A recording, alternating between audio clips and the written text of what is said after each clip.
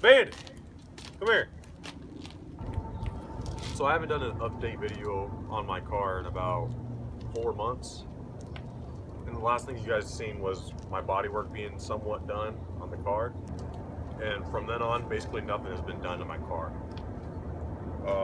What happened was, once I got it back, was the plan was to get the bodywork done, drop the motor in at the same time, just get it done within like a few months, and hopefully to have it done by April. But I just didn't do none of that because I didn't really know what I wanted to do with my car.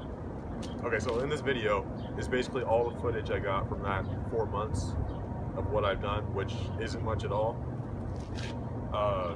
So this is everything that happened from January to about now.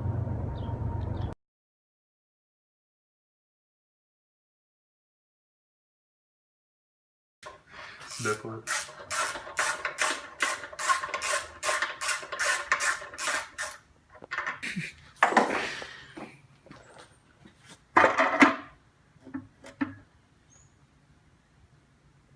I wouldn't have done that.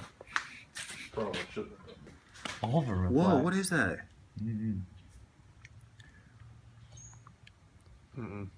No? That's not normal. That's not engine.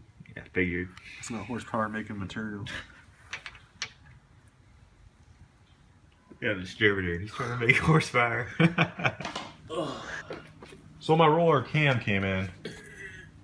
I got my timing cover removed. Now all I just gotta do is pull these lifters off, pull the cam out, and put the new roller cam in. Everything's going great. All the cam bearings look good. Looks like they're brand new. You can't even tell they've been used. Yeah, that's what I said.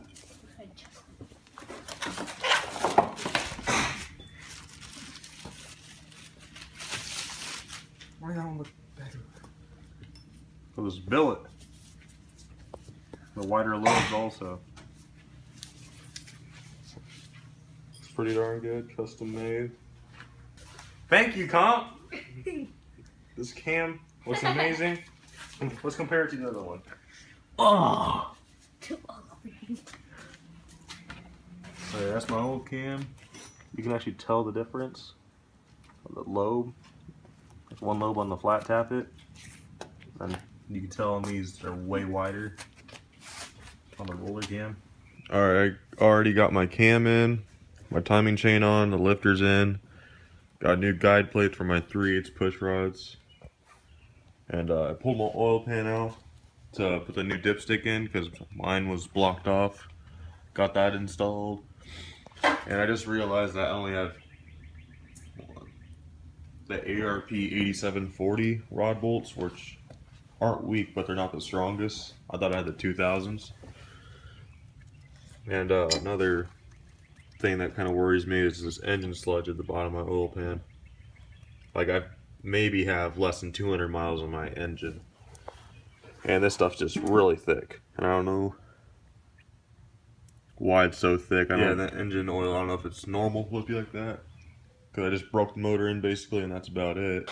So now I'm going to install these, the rockers, get them all preset. I'm not that far off from getting it ready. It should be ready to put in the car later today. Yeah, I'll still need to buy an intake manifold and I don't know what else to get it going, but yeah, pretty close. Okay, I put the oil pan back on, and I also torqued all the rocker arms and got those set. But I don't know if you could see that, but a lot of these rocker arms are crooked. Like this one is crooked to the relation to the valve stem. You see that better like that. There's a few other ones too. I don't know if it's supposed to be like that. I don't think it's supposed to be like that. And the only thing I've done different, I can't remember if my previous setup was like that, but I put different valve guides, or whatever you call them, push rod guides. I don't know if that's causing it or if that's even a big deal, but I'm going to run it like this anyway. I don't know, it just doesn't look right. But I'm going to put the valley pan on now. There it is, and get things going.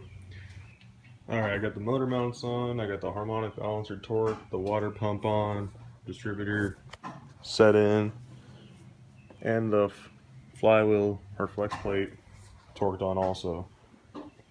Now I just need to put the tranny in there and it should be kind of ready to I'm going to try dropping the motor in, but it's probably not going to happen because I'm probably going to be missing a few things, but I'm going to try. Alright, I'm about to drop it in without the transmission.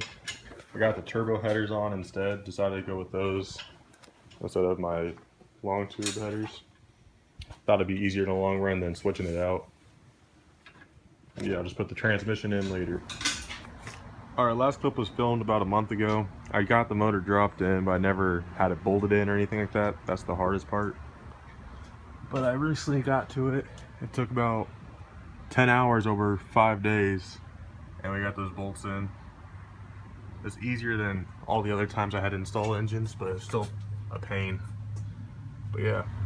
And since that last video was made, I'm not using my stock transmission anymore.